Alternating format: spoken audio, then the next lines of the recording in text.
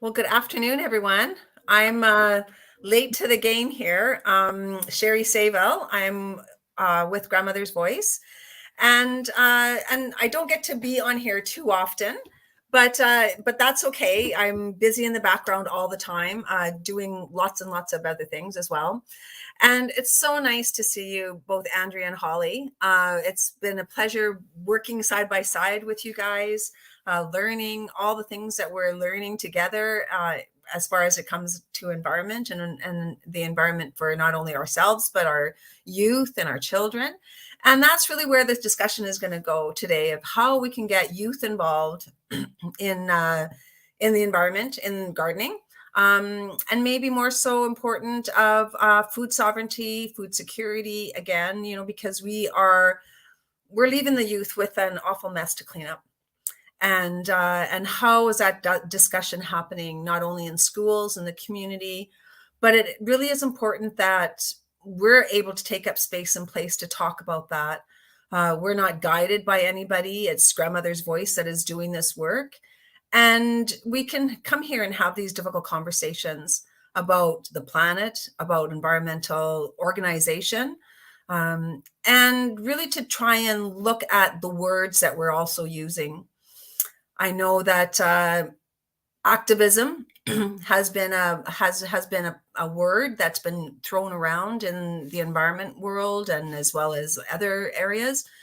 But sometimes I feel that that word has some sort of connotation as well. And so I like the word organizing, because we're all climate organizers. We're all climate organizers. We're all planet organizers, and we all want to have a different planet for our youth to be able to live on this planet healthy. So today I'm here with Andrea from Environment Network and Holly Marsh. Holly, it's such a pleasure being working with you side by side in the garden, getting dirty, and having sore backs at the end, and making sure that we're doing yoga and stretching and all that other stuff. But I'm just wondering, Holly, if you don't mind introducing yourself for the viewers. Sure. I'm Holly Marsh. I'm a registered early childhood educator by trade and profession. I also wear a number of hats, which include a forest and nature school practitioner. I'm a certified forest and nature school practitioner with Child Nature Alliance of Canada and Forest School Canada. I run a forest school program with the child care center I work at UTM. I also do garden stuff and other things with Grandmother's Voice. And I'm one of the founding members of the Peel Halt Nature Collaborative. So I'm here kind of wearing that hat as well today, about children and nature and families and communities and getting out, getting on the land, getting into your community, practicing place-based pedagogy, and all of those things that go along with that. So I'm wearing that hat too today. Thank you. And Andrea, we know that you are front and center where the youth are right now as well, when we're talking about youth and climate and youth and climate organization. And I know that the viewers have seen you numerous times, and thank you again. But welcome, Andrea. Is there anything you'd like to say, and to introduce yourself as well? Hi, thank you so much, Sherry. Yes, my name is Andrea. I work for Halton Environmental Network, and we provide climate change education and resources. And we also do that at school. So I happen to be here at a school today, bringing my 16-year-old to talk to the grade sevens about what life will look like when they go to high school. And right beside me is the school's outdoor classroom, and there happens to be some kids running around making lots of joyful noises and enjoying the fresh air and the sunshine. And so if you hear odd noises in the background, it's just kids enjoying nature, which is what I love to see and what I love to help others do by installing classroom gardens and providing some hands-on educational opportunities as well. Because if kids don't grow up with that sense of appreciation, why would they care about it later in life? So that's part of my goal, and what keeps me getting up every day and looking forward to going to work is building that joy and enthusiasm in our youngsters. And I'm just gonna mute myself for a second and add Kevin to the conversation. Hi, Kevin. Hello, everyone. How are you doing? We're just doing introductions, Kevin, and we're talking about how important it is for youth to be involved in climate organization, environment organization, and to really maybe even have a conversation about what kind of mess we've left our youth when it comes to when they become my age. I'm 61 years old, and an awful lot of the students that Andrea's at are still in school. They're in grade 7, and when they get to be in their 30s and 40s, it becomes a very challenging conversation and situation that we're leaving our youth in. Kevin, if you'd like to introduce yourself and maybe even have a, just kind of segue into that kind of discussion that we were talking about. You can hear me? Excellent. I'm Kevin Hamilton. I work at McQuestion Urban Farm, run by Nawasa, and we're in the east end of Hamilton, 385 Britannia. Please come down and visit. Check out our website. We have volunteers Tuesdays and Thursdays and Saturday mornings, and we have youth volunteers too. So I believe it's somewhere around 12 to 18 kind of range. So that is a great segue into how to get active and in the gardens and get your hands into the earth and be a little more grounded.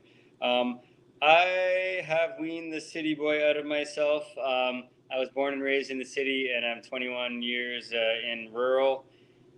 My parents always took us camping, so we had a bit of reverence, and I lived with the Bruce Trail kind of in my backyard. So I always had that. With my life, we have people coming up to the farm frequently as well, trying to get people involved and get their earth in the ground. The best thing, I know that we have left a pretty toxic legacy, the boomers and everybody before us, and we continue to. Every day we make a choice to vote who we're supporting, what we're supporting. I don't want to slam any of the corporations, but we all know, a lot of the big corporations don't have good policies and stuff like that. And if we're spending our coffee dollars and our food dollars in those places, we're continuing to be part of the problem, and that's a conversation we need to have too. And it radiates right back into the environment. So if we're buying stuff that doesn't have that 7 generations in mind, and we're not imparting that wisdom on our kids with our purchases every day. My children throw a certain type of candy away from a certain company.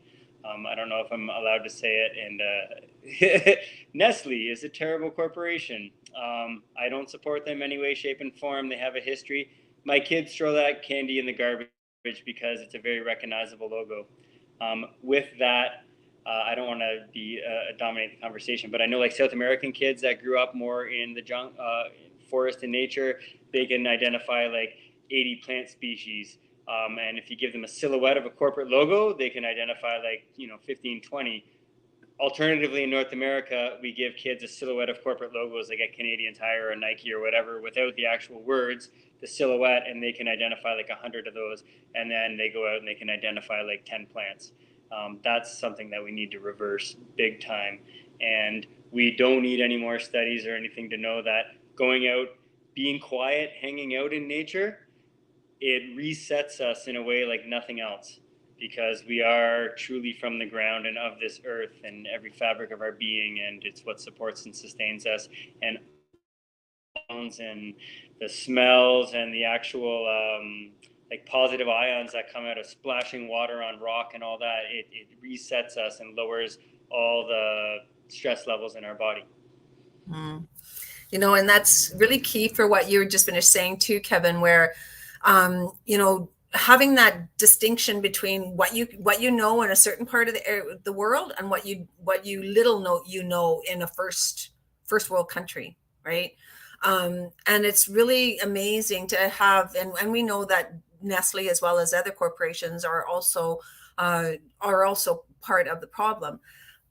We have a garden up at Country Heritage Park where both Andrea and Holly have really been instrumental, and Holly been there on a regular basis, even talking about the soil, right? Like we were talking about the soil at one of the very first Environment Collective conversations that we had, talking about the soil. But Holly, do you want to just mention a little bit about how terrible our soil is up at Country Heritage Park? Oh, it's bad. It's really bad. And you really see the scars of just what's been done to it over prolonged periods of time with very mechanical agriculture, very industrialized, the use of chemicals, presumably in the form of pesticides and fertilizers. We had one of those windy days, I think it was last week. You literally saw the entire just top of the earth lift, and the stuff that had the organic matter, like our mulch straw and stuff, kind of floated back after a second. But the dirt that had like nothing in it just carried away in the wind. So in a way, like you hear about the Dust Bowl in America in the Midwest, and you're like, well, that's happening here too. Probably not on quite such a large scale, but it is happening here. So just going back, like we're having to build soil in order to garden in, and it involves just like cyclical processes where children can get involved, even the really little ones, in really sort of basic understanding of like soil needs to have organic matter, and how do we add organic matter to the soil? We compost and things like that, getting them involved in at-home composting initiatives, setting up a vermicompost bin and having them tend to it through the summer and record observations and what do the worms really like, what don't they like. I mean, those are some things you can do with really small children. With older groups, and something I would love to set up for us down at Grandmother's Voice is having youth volunteers go and manage all that compost. It's one of our best ways to build up the nutrients that we need in the soil. Like we're not just deficient in the macronutrients, like the nitrogen, the potassium, all of that. We need other things. We need the micronutrients. They're really missing. Like we discovered there's a sulfur deficiency randomly.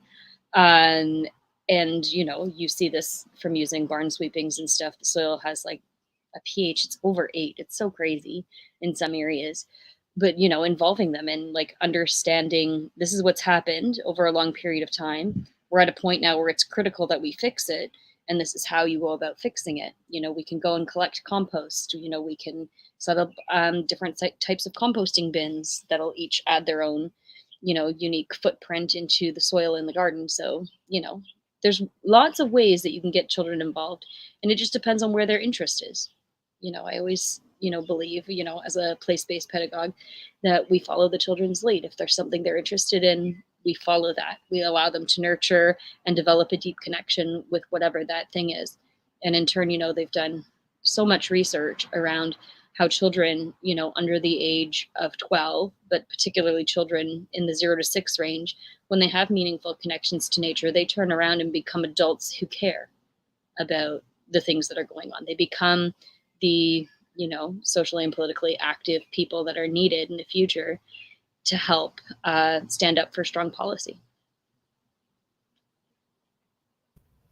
And Andrea, as a with Halton Environment Network, you must see an awful lot of activity as well with students and their level of enthusiasm, or even probably some of the difficult conversations that school age children are even talking about in the environment. What's been some of your experiences? If you bring it to them, they love it, and it doesn't really matter what it is. We did a depave project at a school where a contractor came in, cut the asphalt, and then the students, it was their job to lift the asphalt and put it in the dumpster. Like, this is manual labor. This is not a fun activity, but you make it fun, and it is fun. You bring out shovels and you tell kids, I need holes dug because we're going to be planting stuff. Great. They love to dig holes. It's anything that you ask them to do, there can be a way to make it fun. And it starts those conversations about, well, why am I doing this? Why does this need to be done? Why should it be done? What does it mean to you? Why does it make you healthier and happier to be doing these kinds of things? So I think part of it comes from the actual act of gardening, but it also comes from that connection to the bigger world around them and connections with each other as we do it. Conversation and simple ways of approaching any topic at any level. You can have a conversation about anything and find a way to make it relatable to where they're at in their development, and even tying it back to curriculum without them even knowing that you're reinforcing the lessons that are being taught in the classroom. Yeah, that's so true. And, you know, and Kevin, you have a totally different relationship as well with not only at McQuestern Farms, now with Nuwasa, and having the youth involved in your program. What has it done for not only for McQuestern Farms, but you as a father? How has that really impacted your children? Yeah, my children have very little choice in what they do. But I mean, my kids have been homeschooled since day one. Um, they are so much more advanced. It's just fact of matter. It's nothing ego or anything, because they're listening to their father, who is doing soil biology and studying and been in the earth farming for 21 years. They don't have a choice. And I ask them like things like, what's the ORAC index? And they'll say oxygen radical absorbance capacity. And they know the vegetables that are the highest on the ORAC to help beat the cancers, fight all the bad stuff from all the, you know, bad choices we make in inhaling all the chemical products that we put in our houses and all that kind of stuff. They get all that. And, you know, I'm very proud of them. I was having a conversation with a 5-year-old and a 10-year-old, and I asked them what ecology was, or or an ecosystem, and they both gave different answers that were bang on. They talked about a food chain. They talked about bottom to top, and yeah, and it's just amazing that at 5 years old they're already giving an adult answer, and they have the respect for all the little critters and creatures and that kind of thing. And they recently got some ducks that I said, okay, you're not asking me to get ducks. What you guys are asking me is a 12-year responsibility of feeding a duck that's going to cost $400-$500 a year. Over 10 years, that's $5,000, and you're asking to take care of them, or they're meat birds.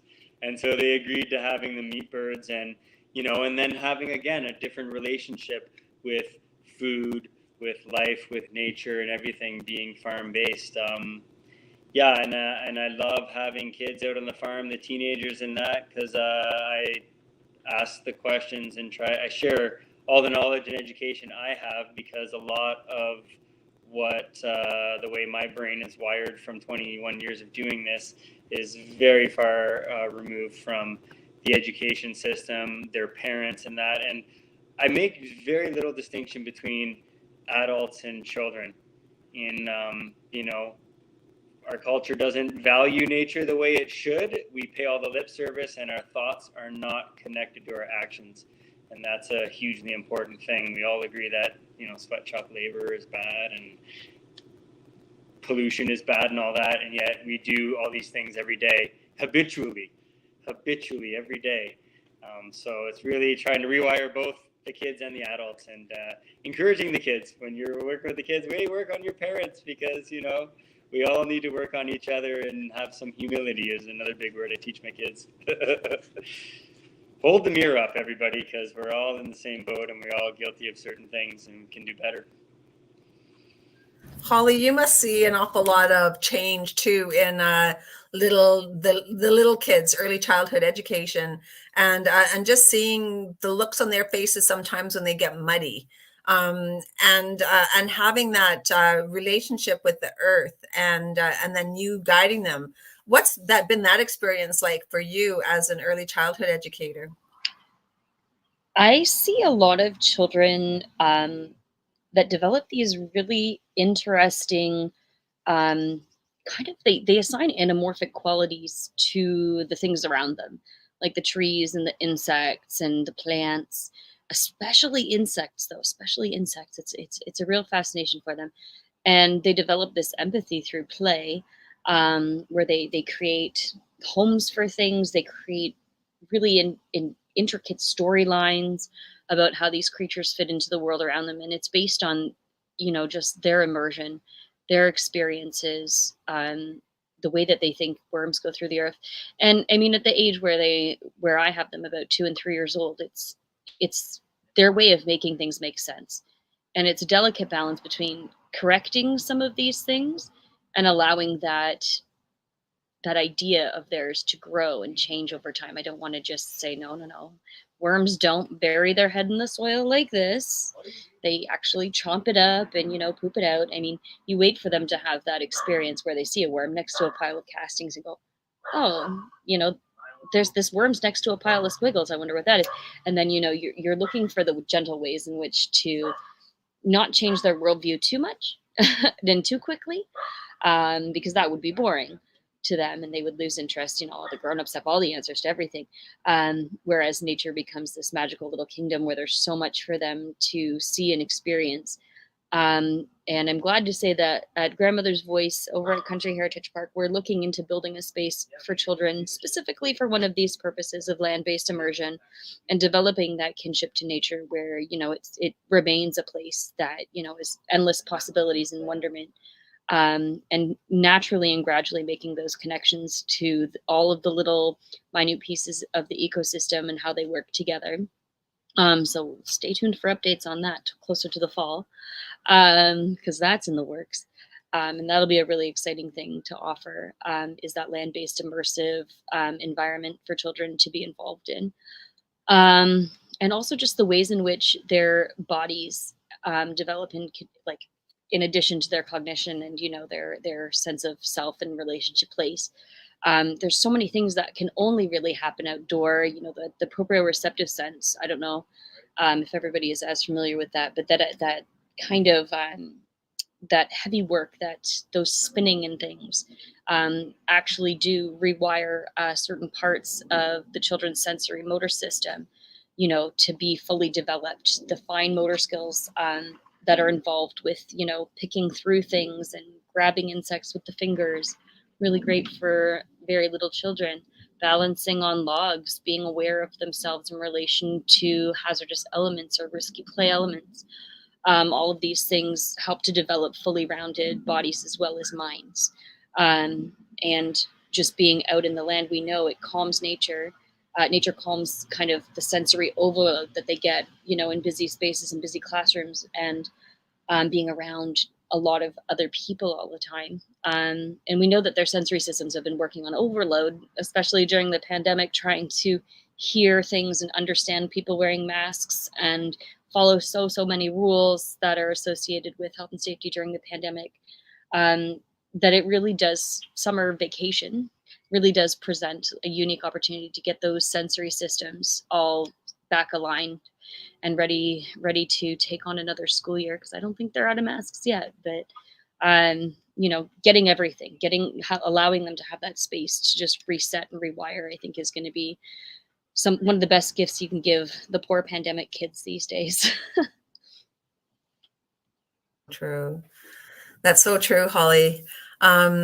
And we know from, I'm just a new gardener. I gardened at home, planted a few gardens in my lifetime, but really, learning it in a larger scale of what we're doing, not only with some of the gardens that we're partnered up with Halton Environment Network and some of the libraries and things that we're doing here, is to really make sure that we have the volunteers to help do the work and or to assist in doing the work. And that's so key. And Kevin, it seems that you at McQuestran really have a very strong, and we've talked about that before, have a really strong volunteer base that you can tap from. How was that? How did you start that, and how is that going? Yeah, we have ebbs and flows. We have a lot of steady volunteers that come back year after year. There's always a few people on every farm I've ever been on where we get them retained coming back. Amy is really good, or my coworker Amy, doing the social media stuff and getting people to come out. Yeah, if you have something to offer, and I've also, like, I tossed this idea around for years about an expert lecture series. So even when we had interns on the farm, it would be like, hey, we're all out here for the next 2 hours weeding these carrots. Who wants to talk about a subject or a topic that they feel they have a really strong grasp of and kind of educate us? And then a conversation ensues. And so I, to my detriment, am often talking about politics and food politics and those kinds of things. But I think, like, in the interest of mental health in general, we've all identified the problems about 100-fold, and I let people, if they start complaining about something or talking about something, whether it's like inner politics of work or interpersonal or whatever, have it. Okay, we've identified the problem. Now, what's the solutions? And there's so much hope, and there's so much, like, Holly, I really value a lot of the things that you were just talking about with the connections to nature and all that. And the one thing that I hold on to and the hope is that in a very short order, in 2 years, we could absolutely meet all the carbon stuff and all that if we were to start pasturing our animals, or if we got that microbial life back in the soil, because all that punishment that we've done to the soil, there's 100,000 years. This is soil food scientists, the latest stuff talking, and there's 100,000 years of fertility in the soil, bound in that crystalline structure, the clay, silts, and sands. We're microbially deficient. And if we can get that back in within 2 years, if we had just over a third, closer to 2/3 of our animals pastured, we could meet all those carbon emissions and take away from the Industrial Revolution's carbon that has never been taken away from. And again, that relates back full circle to our food choices. Choose pastured animals exclusively. And then with all the food things that we do, because food is the basis for our health and wellness and making good decisions and being a highly functional, well-rounded human, if all those crazy diets out there, it's 7 words. Eat food, meaning not from cans and all that kind of stuff, but eat food, mostly plants, not too much. That's it. Simple. And then we're back on track as humanity. And but there's a lot of advertisements and garbage food out there that get, distracted. So the whole point is meet a local farmer, get connected, help them, support them. Then you're staying out of the grocery stores and you're not divesting our money right out of our economy. Mm-hmm. And Andrea, too, like you've been with Environment Network for quite a few years, and even when you started, I'm only remembering certain conversations from other people as well of how difficult it was actually to start Halton Environment Network, thinking that, well, we don't have a problem here. Well, what are you concerned about? We're good here. It's time to move on. And that's been a real experience for you. It's getting better, of course, with education and with the organization. But that was some of the conversations you and I had a long time ago, as well as the ex-director. Has there been a little bit more partnering, I suppose, with some of these large landowners that want to have create more houses instead of green space?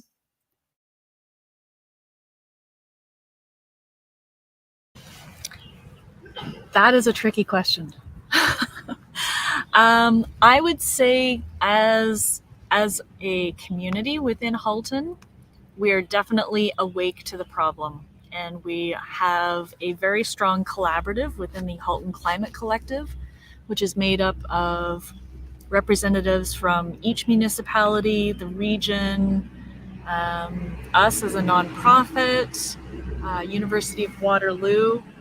We know there's a problem, and now it's how do we identify which solutions we want to implement. And I think that's where we're at as a community, that we know we have options available to us in how we build and maintain our homes, how we use the land around us, how we choose to design new developments, because new houses can be part of the problem or it can be part of the solution. We can build communities that allow for active transportation, or we can continue to be car dependent, and we can continue to make grocery stores our main source of food, or we can encourage urban agriculture and farmers markets and protect our farmland. Because if we pave it all over for another highway that we don't really need, Where are we going to grow our food? Backyards and rooftop gardens aren't going to give us the volume that we need, but they can be part of the solution, but not the only option. So I think we are waking up to it's time to make decisions, and it's time to start implementing better choices. And I don't know whether we thought that we didn't have a problem. I think it was just we haven't seen the full impacts like other communities, so maybe we aren't as urgently needing to act. And maybe that's more the issue that we've had here in the community. We are very, well, Oakville especially, where I live, we kind of say we pay too many taxes to be impacted by high winds and extreme weather events. It can't possibly happen to us. Well, you know what? It can and it will. So we either make our communities more climate resilient or we face significant consequences in the very near future.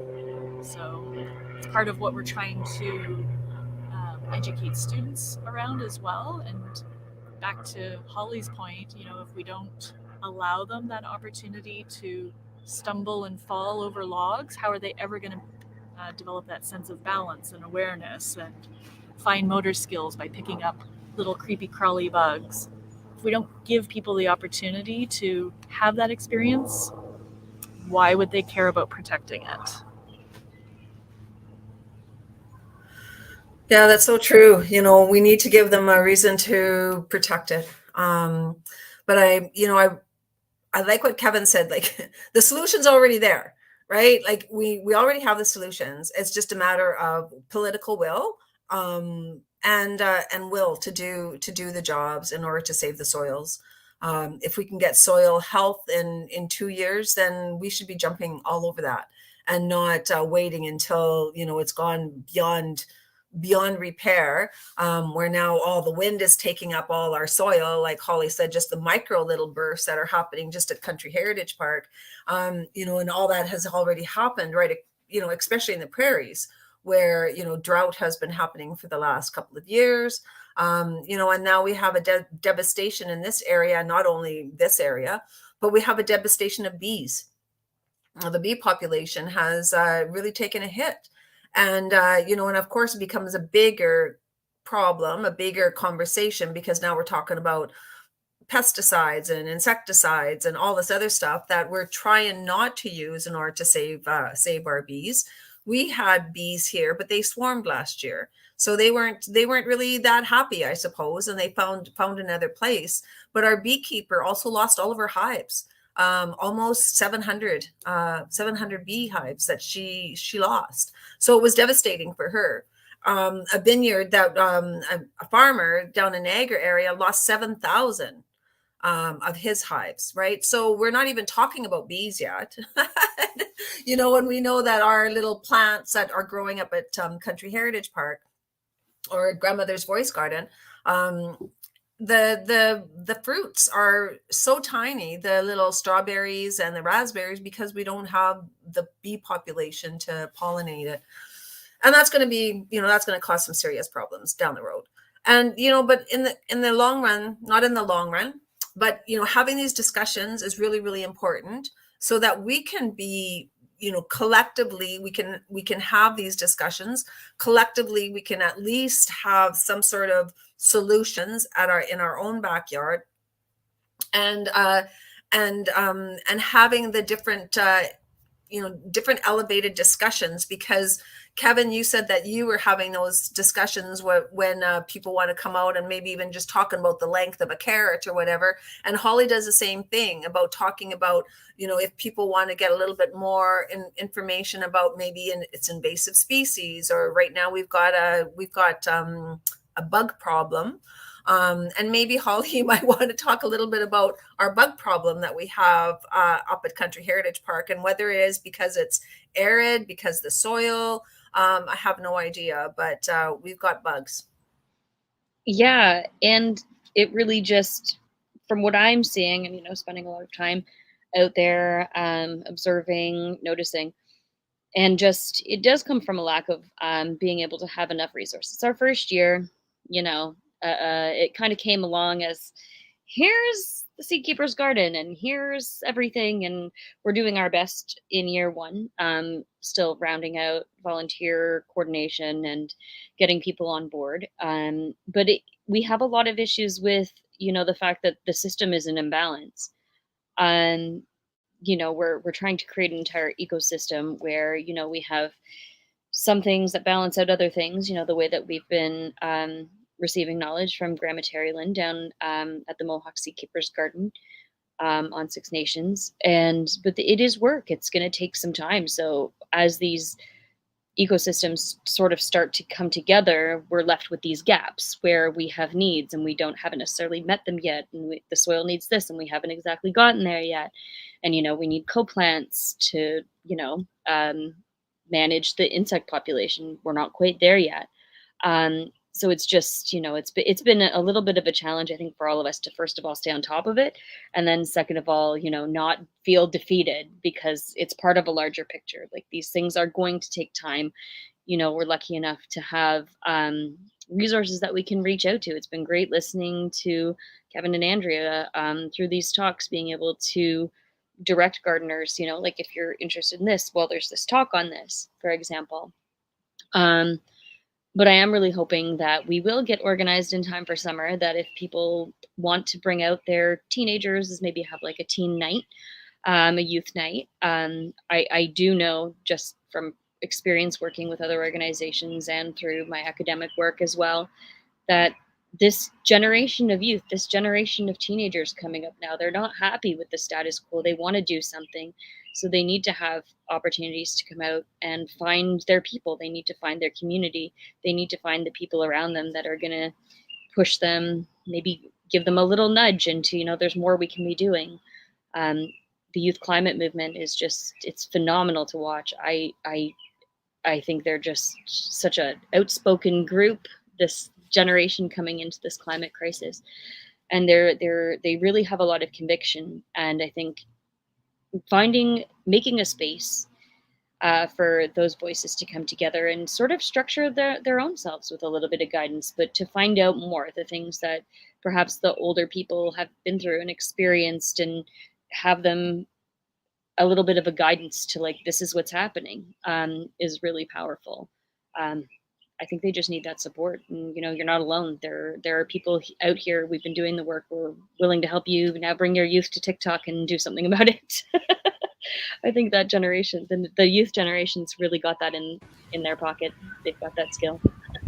Sherry, can I just jump in too? Because, we've talked a lot about action and conversation and doing and creating and all of these active words. But I think something else that I'm learning and finding opportunities to implement is just to sit and do nothing and observe.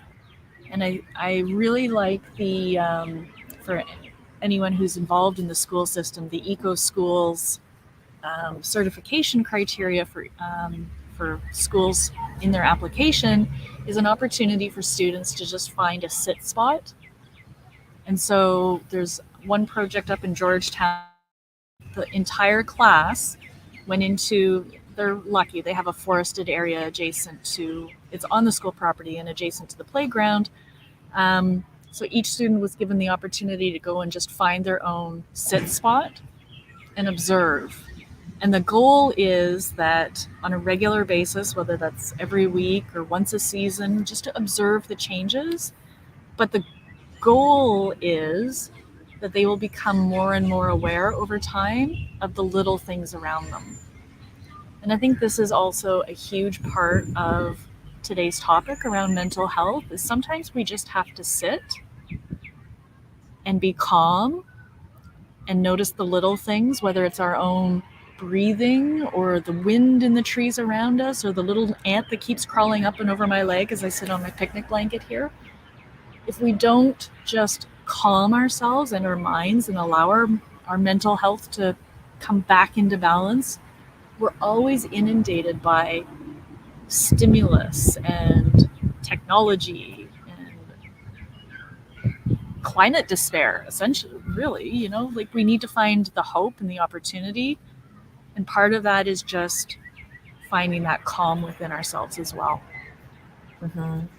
Yeah, I agree with you. And, you know, we do land acknowledgements out here, but we are also doing more than just a land acknowledgement.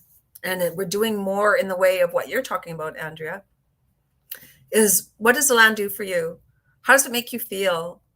When you go outside and listen to the birds, and the air that you're breathing, again, how does it make you feel? And really connecting to the land.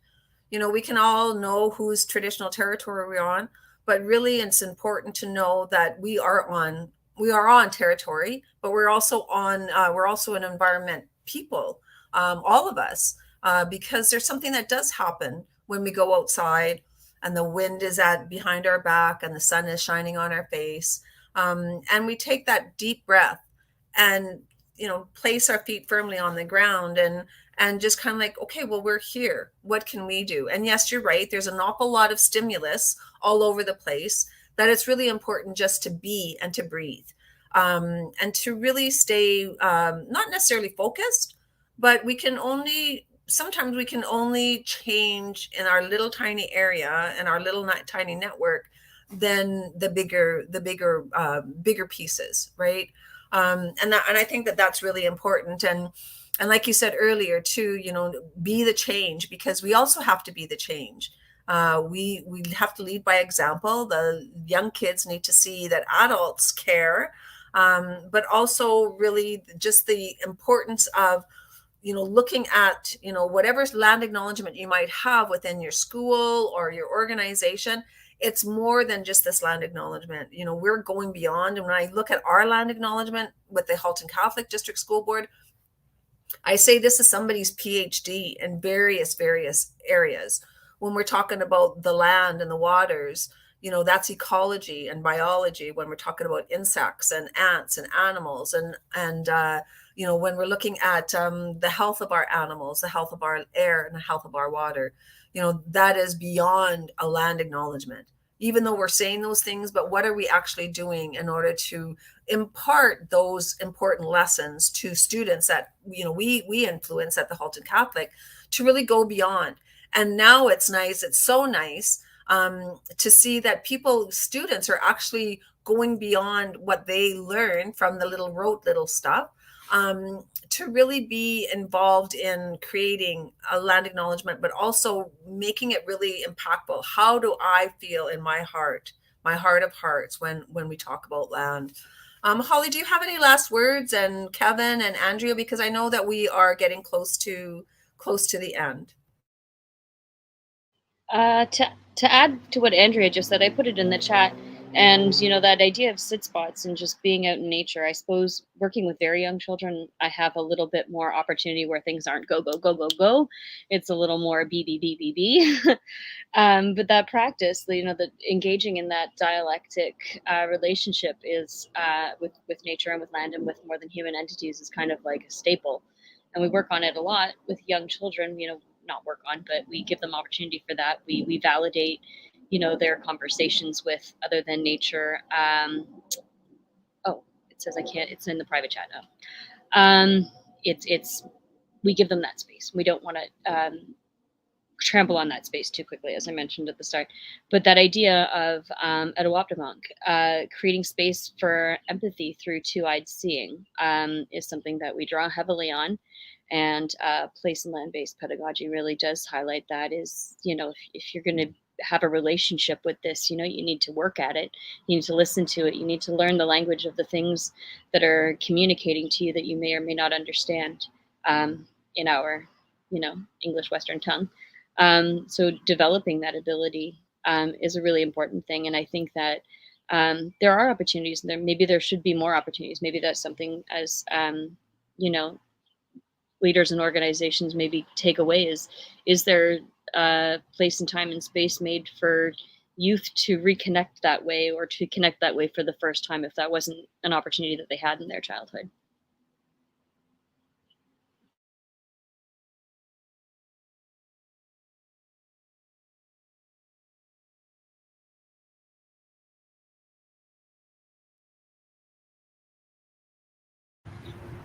I'll jump in while Kevin's playing sign language here. My closing comment, I guess, would be that I look forward to finding ways to continue to connect with youth and mental health, and try and use nature to provide a means of creating better mental health opportunities, if that makes sense. Any age and stage, really, but I guess today's topic we were trying to focus on youth and setting those habits while they're young so that when they grow up, it's just part of what they're accustomed to doing and want to continue doing and have a love of doing. But yeah, it's never too late to learn. So young or young at heart. Yeah, and it's just so important to have, we have young kids at the garden quite often. And it's just so wonderful to see them using their muscles, and they're trying to use their watering cans and being there. Kevin, last words.